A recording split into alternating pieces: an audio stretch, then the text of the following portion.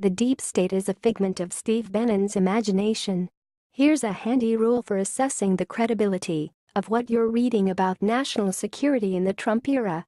If somebody uses the term deep state, you can be pretty sure they have no idea what they're talking about. The phrase's appeal is undeniable. The notion of a shadowy network pulling the strings in Washington is an attractive one to an embattled White House and its political opponents, shorthand employing commentators and conspiracy theorists alike. But uncritical use of this canard is lazy at best and counterproductive at worst. The term, which political scientists invented to refer to the networks of generals and spy masters that rule many authoritarian states around the world, has migrated from leftist critics of U.S. foreign policy to the alt-right advisors running the White House. As a card-carrying former member of America's vast national security bureaucracy, I find it offensive. But I also find it offensive as an analyst because it's a deeply misleading way to understand how the U.S. government really works. So what is, or isn't, the deep state? Let's start with standard insinuations of the phrase. There are more than 2 million civilian executive branch employees, not counting the U.S. military or portions of the intelligence community, which does not fully report employment numbers. At least half of that number work in an agency related to national security, broadly defined. When combined with the million-plus uniformed military and support system of contractors, this is an unwieldy group. A mix of hard-working patriots, clock punchers, technocrats, veterans, and scammers. These folks swear the same oath to defend the Constitution.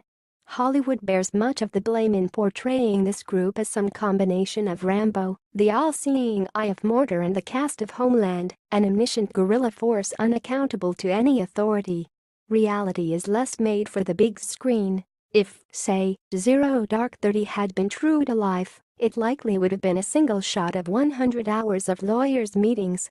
The national security bureaucracy does wield awe-inspiring capabilities that could be disastrous if abused. Months sitting through the Obama administration's surveillance policy review made that clear. But while civil servants and military personnel do pledge to defend the Constitution, it is not only the goodness of their hearts, but a complex web of legal, congressional, bureaucratic, and political oversight that guards against such risks. These checks are met with both grumbles and keen awareness of how they set the U.S. rule of law apart from, say, Russia. These systems are not foolproof and could undoubtedly be improved. The flaws of the administrative state, ranging from redundancy and waste to self-interested bloat to inability to innovate to scandalous incidents of corruption, have been well documented. Its day-to-day successes far less so. But find me an alternative to the national security bureaucracy, or find me a functioning state without one. To Steve Bannon and his colleagues in the White House, the deep state is an adversary to be destroyed. In recent remarks, the president's chief strategist called for the deconstruction of the administrative state. According to the Washington Post, he's been whispering in President Trump's ear about the deep state's alleged campaign to ruin him. And, truth be told, charged with leaking for its own purposes, thwarting Trump's policy priorities and ousting his appointees, this deep state sure looks quite guilty in the context of a chaotic first 6 weeks in office, but it's far easier to blame shadowy bureaucrats than to take responsibility for your own failures.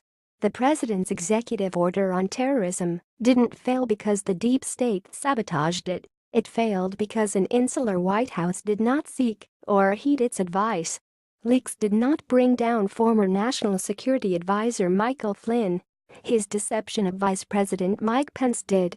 Though it is impossible to know, much of the exposure of White House infighting that so angers Trump seems far more likely to be coming from his senior aides than from low-level bureaucrats.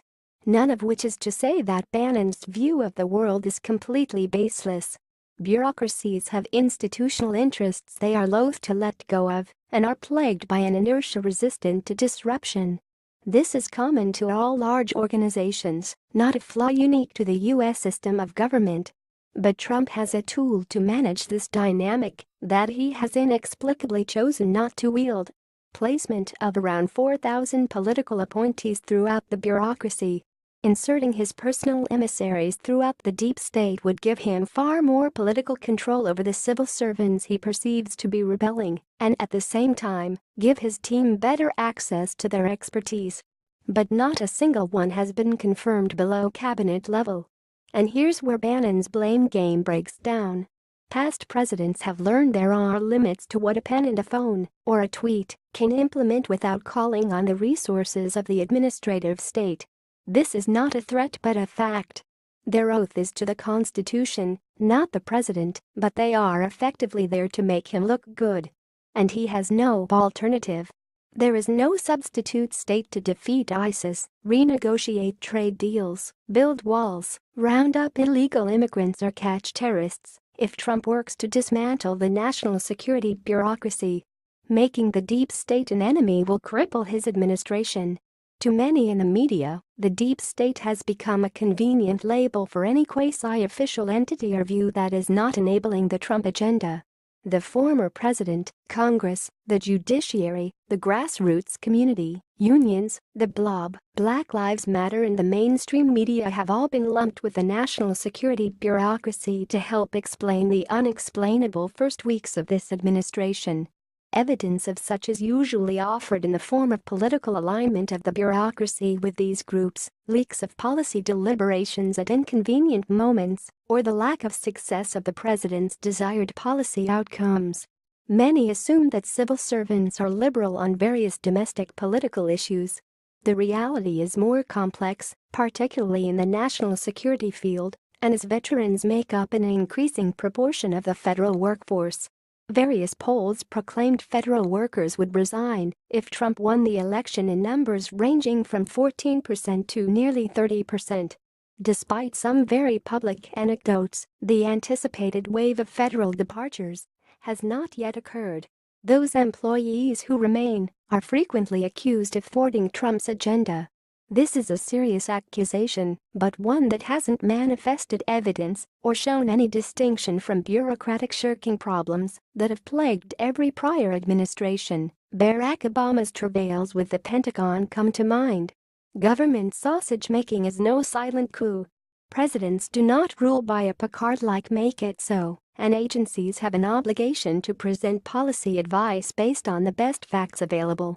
When the Department of Homeland Security's intelligence unit failed to find that the countries implicated in the president's refugee executive order present a terror threat, the analysts were just doing their jobs, not defying the president. When government lawyers shared legal concerns about the so-called travel ban, they were just offering their best advice. To Trump, perhaps the end result feels the same. He is not getting all he wants, and the bureaucracy is telling him no. But this happens to all presidents. The difference with Trump is that he can't handle the truth. But those leaks. Here's the thing about leaks. They are anonymous, and no one issues a friendly survey after a leak querying why the leaker did it. So maybe there is a weekly bowling party where the deep state gathers to plan its agenda thwarting leaks. Or maybe the Trump White House is doing what the Trump campaign did with regularity. Leaking. Or maybe the leaks would dry up if any sort of formal policy process were launched at the National Security Council and there were other means to air policy concerns.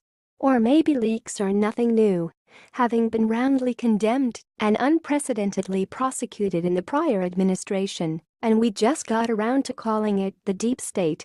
You and I have no idea. And that is the point. For some, discussions about the deep state can be a form of wish casting. Would the military disobey unwise orders from Trump? Will Defense Secretary James Mattis save us from extreme actions in foreign policy? More likely, each will stay in their lane, and there will be no scenario in which the system of checks and balances has broken down so badly that they are compelled to initiate a major crisis with the president. For there are checks and balances we should want to be empowered rather than turn to conspiracy. The judiciary, the media, a healthy political advocacy culture, Congress, the policy and legal advice of institutions, the statutory roles, the military and intelligence communities, voters and more. These roles, bound up in our Constitution, do not an activist deep state make, nor should anyone want them to. And then there's the crowd of former civil servants and fellow travelers like me who have vehemently denied the existence of an American deep state. These are the ravings of conspiracists, we rant, and quoting them gives them credence. Look at Turkey, we implore, pointing to a deep state that involves shadowy criminals intertwined with state-within-a-state institutions. That is not the American national security state, we say, noting that federal employees are servants of the people, not their enemies. In Rose, I think we are generally right, but our message is wrong. True, we do not have a corrupt administrative state enriching itself at taxpayer expense, but it has problems. True, our national security enterprise is not an evil empire, spying on and blackmailing Americans, but look at the domestic surveillance concerns that came out of the Edward Snowden revelations. True, our military and our diplomats don't hide all their activities from the American people, but they could be far more transparent. The national security bureaucracy is far from perfect, and pretending otherwise makes it far more difficult to institute the necessary oversight and regulatory systems needed to prevent abuses and mistakes. So the next time you hear someone using the term deep state, send them a copy of this article. Ask them to stop using it. Tell them the term betrays their ignorance and obscures and misleads far more than it illuminates. And if that doesn't work, well, we deep staters will take matters into our own hands. Thanks you for watching. Please subscribe 24 Hours News channel. Goodbye and see you again.